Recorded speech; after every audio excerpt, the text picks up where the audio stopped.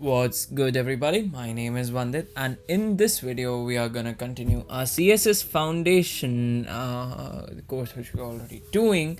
So in this video we're gonna complete all the three modules which were remaining. The first one was being inspecting HTML and CSS elements, the CSS Box Model, and then after that block and inline elements. So without any further ado, let's get started. Before that, let me open my Notion to take notes, and this is our Notion. Perfect. And let's open the Odin project foundation course, CSS Foundation basic structure. Nice, perfect. And now let's study about just rearrange everything. Amazing. So we have inspection of HTML and CSS element. Being able to inspect and debug your HTML and CSS is critical to front-end development. This lesson will take us through the Chrome Dev tools, which allow you to see detailed information about your H elements and CSS rules, and will assist you in finding and fixing problems in your code. Lesson overview. In this section contains a general overview of the topics that you will learn in the lesson. You will know how to access the element inspector. You will know how to select and inspect specific elements. You'll know how to test out HTML and CSS within the inspector. To open up the inspector, you just need to right click on any element of the web page, and technically that will open up. Let me open Chrome for you. Fortunately, I have Chrome installed in our no, I don't. Let me just check once again. Do we have Google Chrome available? CHROME. Oh, we do have it. Yeah, I remembered. Okay, perfect. And I'll probably push it to another desktop. Yeah, cool.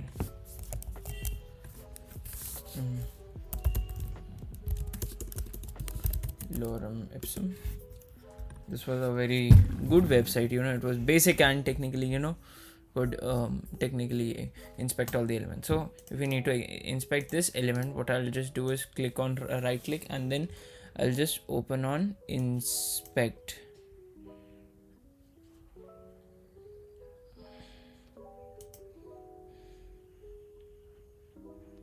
Right, so this is our h1 element.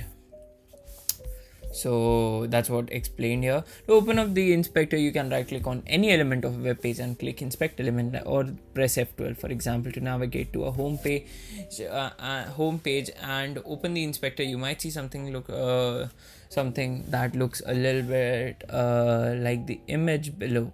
So something like this will open up. Can easily get overwhelmed, but you just need to focus on the currently taught elements. Inspecting elements. In the elements pane, you can see the entire HTML structure of your page. You can click on any of the elements in this pane to select that specific element. Alternatively, you can click the blue highlighted icon shown below on the left, and you can hover on any elements of the page. As you can see, if I hover on this, if I hover on any element in the inspect tab, it highlights that element in the web page itself. See, so that's what is being told over here. And after that, when an element is selected, the styles tab will show all the currently applied styles, as well as any style that are being overwritten. For example, if you use the inspector to click on your career in web development starts here, header on the TOM homepage. On the right hand side, you will see all the styles that are currently affecting the elements below. See, these are the styles which are affecting the h1 element below, right? So and the best part about this, if I want to change any of this, I can just directly go here and let's say I want to change the font size. So font size, I will just write it 50 pixels, or I will just write 10 pixels. See, the heading becomes so small. Now these changes will revert back as soon as like you refresh the page itself. So testing styles in the inspector. The style pane also allows you to edit styles directly in the browser. You can click inside of any individual selector to add a new rule, or click on any existing attribute or value to alter it. In the below image, we have altered the margin bottom value of the hero main heading class and the web page responds to the changes in real time. This won't affect the source code of your text editor. It is extremely useful for quickly testing all the other basic functionalities and like some run and gun changes in the website. As I already told you, what will happen is if I let's say if I write my name here in the heading itself, I'll write Vandit Dubey. So the heading will change itself. Alright, see the beauty of it. But as soon as I refresh the page, these changes will be discarded, because this changes in the rendered source code, not in the main directory of not in the source code. Inspecting HTML and CSS elements. Let me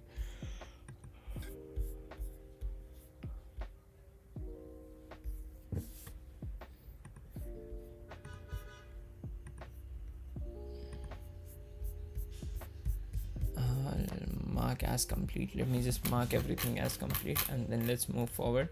Lesson completed. Next lesson. Lesson completed. Mark complete. Next lesson. Perfect. Now let's study about CSS Box Model. CSS Box Model is very simple in itself. It's very self-explanatory. Each and every HTML element is contained inside a virtual box. I mean, it's an imaginary box which we use, but it encloses some spaces between them. So CSS Box Model. Now that you understand the basic syntax of HTML and CSS, we are going to get serious. The important skill you need to master with CSS are positioning and layout. Changing fonts and colors is a crucial skill, but being able to put things exactly where you want them on web page is even more crucial. After all, how many web pages can you find where absolutely every element is just stacked on top of another? Right? So learning to position elements on a web page is not that difficult once you understand just a few key concepts. Unfortunately, many learners race through learning HTML CSS to get to JavaScript and end up missing the fundamentals concepts. This leads to frustration, pain, and we'll definitely open this funny GIF. So this is Peter right here. I don't know if you have seen Family Guy or not, but yeah, this is technically CSS if you try to skip it. So there's an overview in this lesson. This section contains a general overview of topics that you will learn in this lesson. You learn about box model. You learn about make sure elements are just the right size with margin, padding, and borders. The box model. The first important. Let me just open Xskelet Draw once. It's very helpful to visually represent stuff. Okay, perfect. The first important concept is that you need to understand to be successful in CSS is the CSS box model. It isn't complicated, but skipping over it will cause much frustration down the line. Every single thing on a web page is a rectangle box. These boxes can have other boxes in them, and they can sit alongside one another. You can get a rough idea of how this works by sticking a border on every item on a page like this. So technically consider each and every element is just a box, is actually encapsulated within a maybe box. So just like you can see over here, even if this is just a small simple page, but each and every element has its own constraints, borders, from where it spans from starting to ending. You can use the browser's inspection to add CSS above to this web page if you want boxes in boxes. Okay, so you might be so there might be some circles in above image, but when it comes to layout, they fit together like rectangle boxes and not circles. In the end, laying out a web page and positioning all its elements is deciding how you are going to nest and stack these boxes. This is all CSS is all about. The only real complication here is that there are many ways to manipulate the size of these boxes, the space between them, using margin, padding, border. So the assigned articles go into more depth on this concept, but to sum it up briefly, let's where are the nodes? So sorry, I'm just gonna copy this. Let's see, CSS Box Model margin padding. I'm just gonna paste it over here.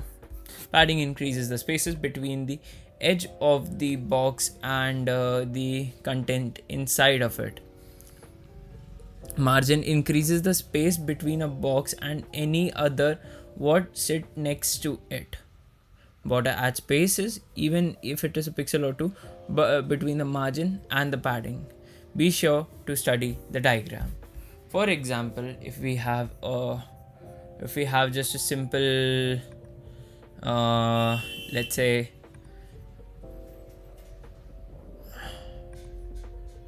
web page, this is it, right? Inside this, let's say text,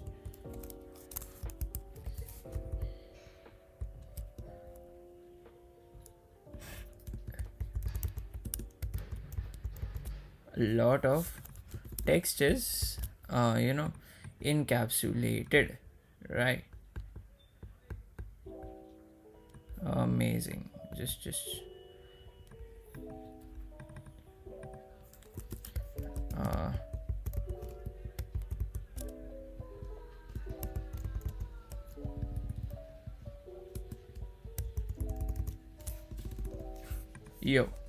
so let's say we have a lot of text available, and then this is let's say we have a paragraph element. So a paragraph element will look something like this. All right, a paragraph element will look something like this. So this space will known as padding. All right, the outer space is known as margin. All right, this is known as margin, and last but not the least, this is technically known as the space between this see, do you see this space? This is known as the border. So padding is space between the margin and the text, the actual contents. Then after that, margin is like the space between the boxes, like there might be some more boxes like this available, so margin is this, and after that we have border itself. So that's the CSS box model for you.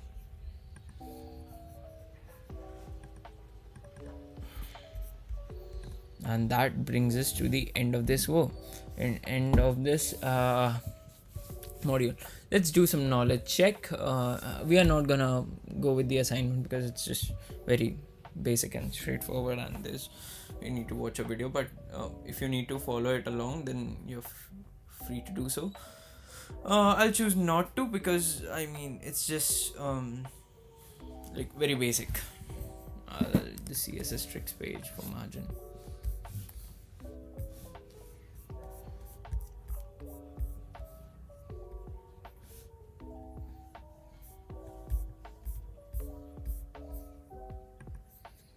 All right.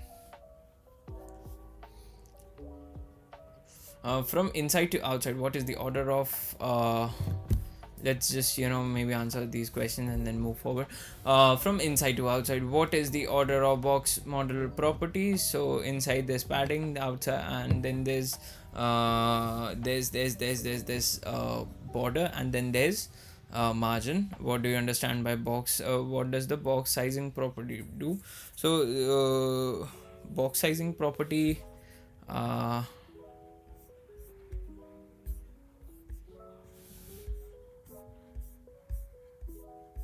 I'll have to look it because maybe I am a little bit confused as well. Let me just CSS Box Model, content box. There are block size or box size.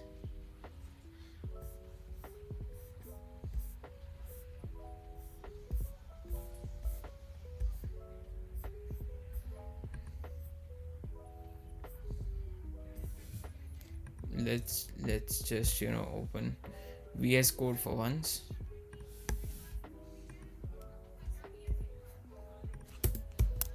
Box sizing, border box, content box, inherit, initial. I'll need to maybe take a refresher on the box sizing itself. What is the difference between standard and alternative box model?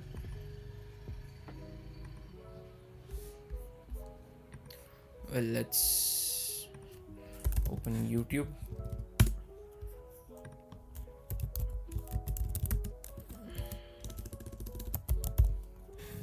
Sizing CSS.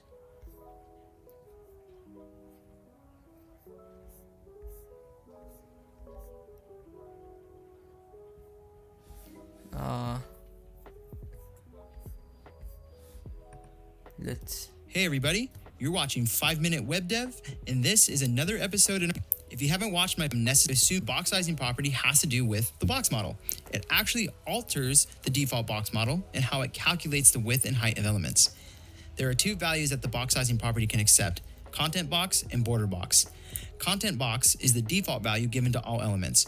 With a box sizing value of content box, the elements box model will follow the default width and height calculations as explained in my video on will in a minute. Let's jump to they're going to this border sizes will be accounted for in the values you set for the elements width and height property. If that doesn't make sense yet, don't worry, it will in a minute. Let's jump into some code and let's this each column is going to take up 1/3 of our row. Goal, it's going to be a pretty common thing that you run into when laying out a website. Now, let me scroll down here. It takes up inline blocks, so they line the rows, and it looks like they're each taking up, like adding padding. It's going to drop to the next line. Why did that happen? Well, we know how the default box model works, and right now we're using the default box model because the box sizing property on our columns by default is set to content box. I don't need to type that out, that's just what it is, but just so you guys can see it, it's set to content box. So our padding size and our border size are being added to our width and our height. In this case, the width is what we're concerned about. The issue with that is